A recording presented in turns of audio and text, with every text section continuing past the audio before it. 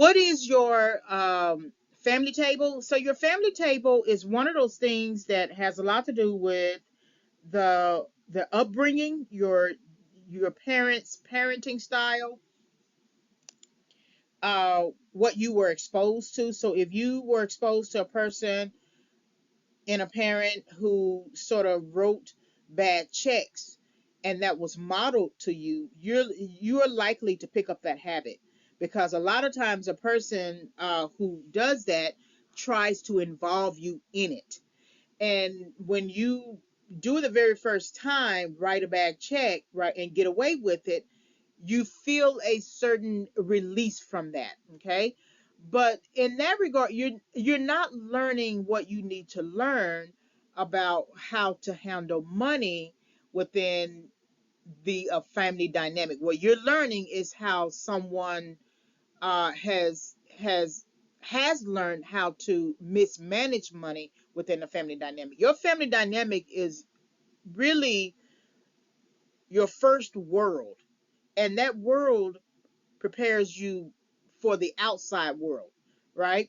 And so if you live in that world and that world is chaotic, and you see your father hit your mother, or you see your mother hit your father, or you see either one of those parents cheating on each other, or if you see either one of those parents bringing in another child outside of the marriage, right? Or if you see two loving parents, if you see parents who spent time loving their kids and learning their kids. Okay, that's the world you're learning.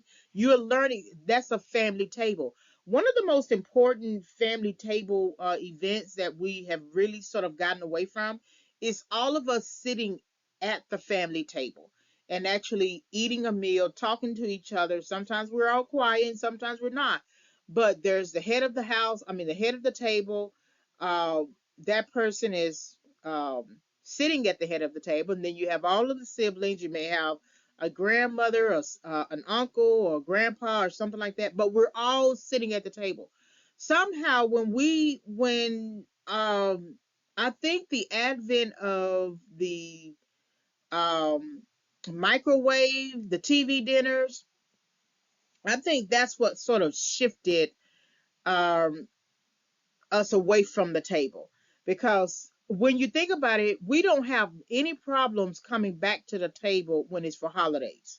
We have no problems with that. But then sometimes if you sit back and observe, you'll see certain people leave the table and actually sit by the TV, or sit outside, or sit in their lazy boy chair, or go to their room.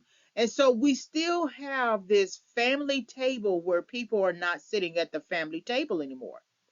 And I don't know if that really bothers you, if that's a concern for you. It may not be a concern for you. And I'm not quite sure if it is a concern for me, but I remember feeling a part of the family when we sat at the family table. And I remember the shift from that and feeling separate from the family when we did not sit at the family table. Now there were some other dynamics with the family table in terms of isolation, being scapegoated, feeling like the black sheep of the family, being treated like a problem. You have that family table as well. And so whatever family table you have been exposed to, whatever family dynamic you have been exposed to, if you don't have any awareness of the toxicity of that family dynamic, you are sure to take that family dynamic, the ideals and philosophies and policies and rules within that family dynamic at that family table, outside of that home and into your home. And you will find yourself isolated, not having too many friends.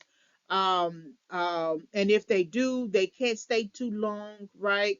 Or if you have the type of family table where there's learning, there's teachable moments.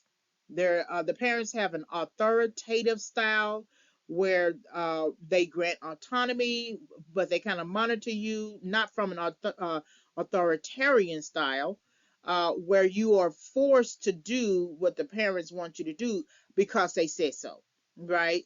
There's a difference between having a teachable moment in a situation and having a parent who says, do it because I said so. That's a family table. And if you find yourself saying those words to your child, or if you're a teacher like myself and you are saying it to your students, or if you are a manager at a company and you are saying it to your subordinate, okay, all you're doing is confusing the situation. You're telling someone to do it because you said so, but you're not really explaining why it's very important to do it because they say so, right? True, you do have the power and the authority to tell the person to do it, but it is very important that you sit down and explain to the person what's going on and why it is important.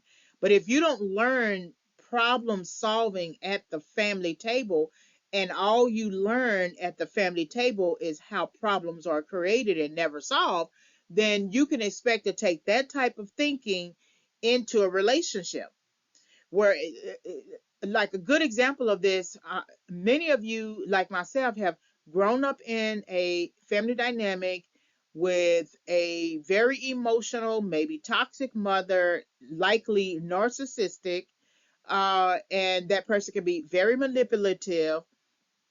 And then if you don't do what the person says, they give you the silent treatment. Sometimes they will walk around the house slamming doors and things like that. And that's their prerogative because they are the parent. But whatever you see in your parent doing that, especially with the manipulation and silent treatment, you will find yourself doing it with your spouse, with your live-in partner, with your long-term partner. You'll find yourself doing exactly what has been modeled to you. So that family table matters. What you learn at the family table, and the family table is not, it can be specifically literally the family table, but it can also be the ideals that form and permeate the family dynamic, which can be toxic ideas or which can be very healthy ideas. So, what is your family table?